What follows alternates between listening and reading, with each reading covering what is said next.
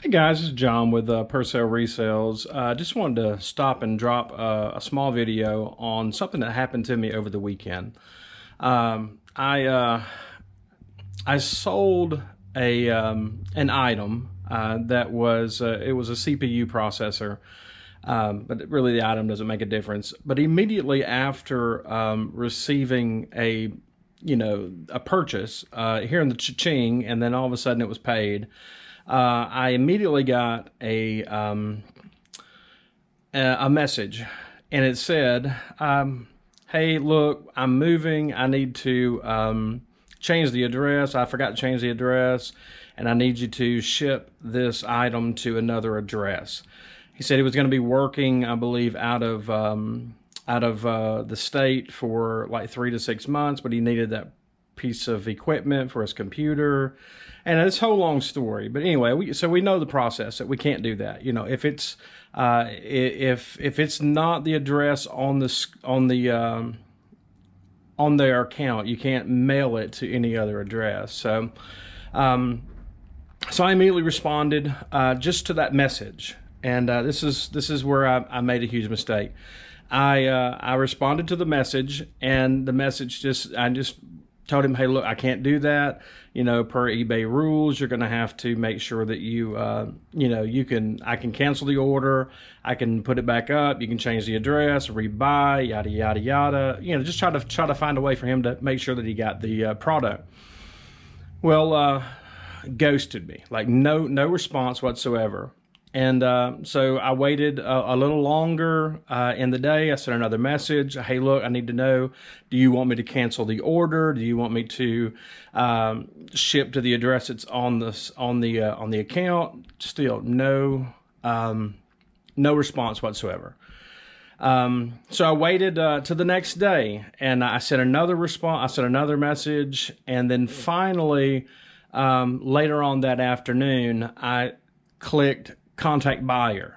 And what had happened was I had been messaging a scammer, and never even paid attention to the ID or the buyer's name on the purchase, and then also the buyer's name on the scammer.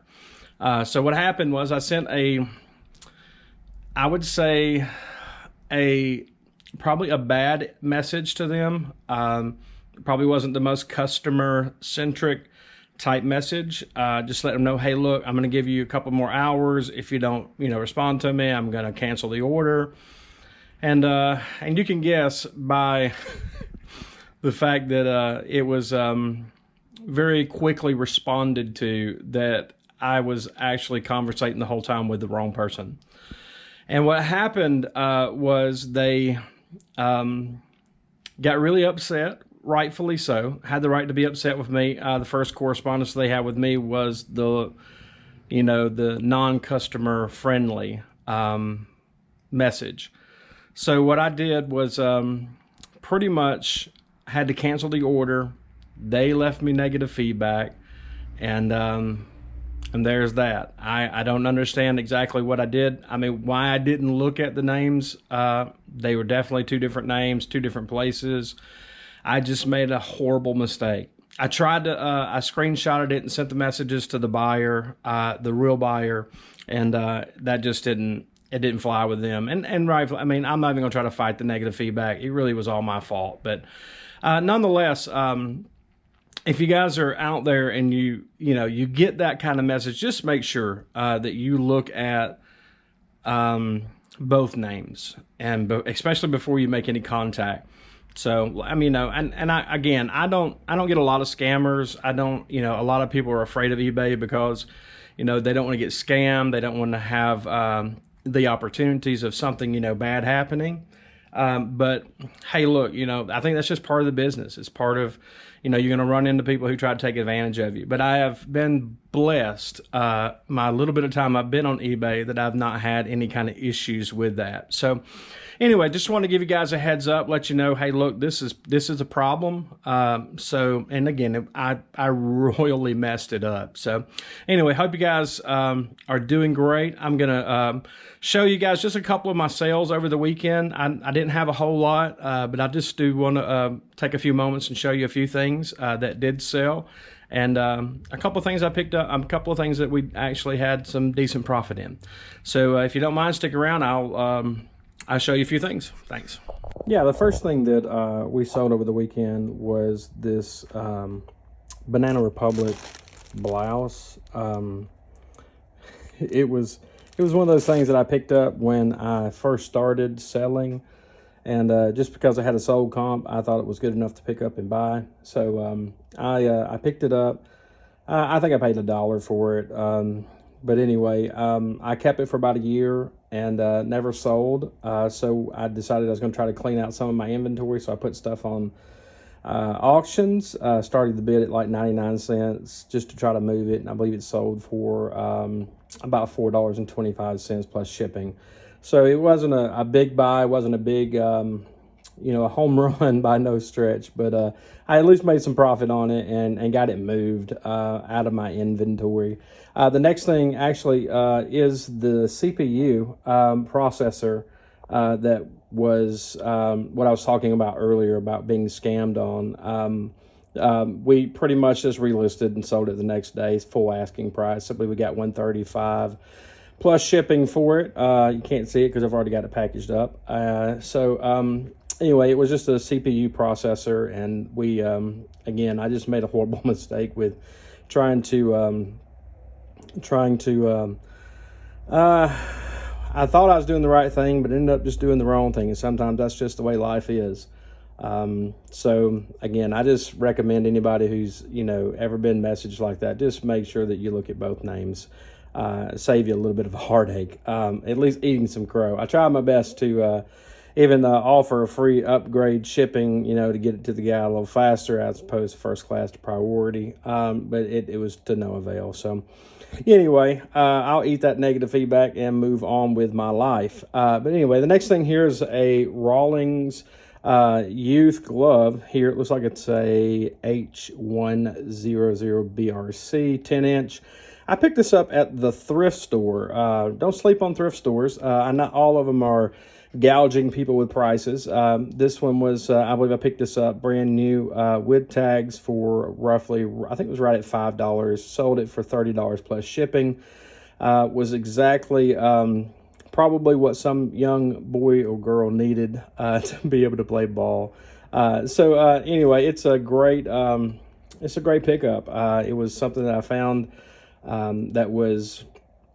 it was just mixed in with all the used stuff, and I was like, wow, this is it's brand spanking new too. So it was really neat. The next thing and the last thing I'm going to show is this right here. It is it looks like it's a musical mascot. It's the Ole Miss Rebels. We're in SEC country here in the state of Alabama, so we know a lot about our football. But anyway, this was a nice pickup.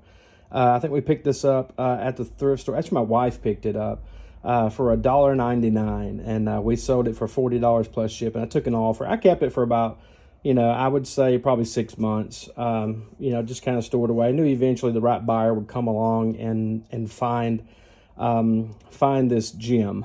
So it's definitely unique. It plays it plays their fight song, and I'm not an Ole Miss Rebels fan by no stretch, but I believe it's going to make someone very happy. It's really, really nice collectible. So anyway, just don't sleep on the thrift stores. I'm one that tends to love yard sales a little more than thrift stores, but thrift stores definitely have profit. So anyway, just keep your eyes open for certain things, and just.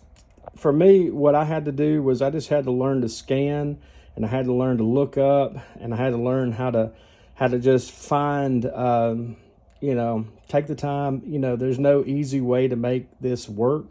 So you just have to do the time and make the effort. So anyway, this is, like I said, it's just 4 things. You know, I think a lot of times we get so disheartened. We watch these resellers on YouTube and they've got like 15, 20, 30, 50 items, got boxes stacked here and there. Hey, look, this was a good weekend for me. I just do this part-time. I enjoy doing what I do. I eventually want to do it a little bit more seriously, but you know, at this time in my life, this is just kind of the time I can devote toward it. And this was, to me, a good weekend. So anyway, this was, you know, high profit. I'll say that, high profit margin this weekend. So anyway, that's pretty much all the sales I had for the weekend. I had a couple more, but I had already kind of boxed them up and got them ready to be shipped. But anyway, I just wanted to, you know, show that, you know, I think a lot of times we get intimidated by all the resellers that are on YouTube, and they're like boxing up 15, 20, 30, 50 items over the weekend. You know, they're doing great. But, you know, I just, you know, you got to start where you're at. And this is where I'm at. This is where I'm starting at. And if you don't mind, follow along for the journey. You know, I hopefully will get better at this videoing and editing and all that stuff like that. I'm just learning as I go. So anyway, if you would, hit the thumbs up button.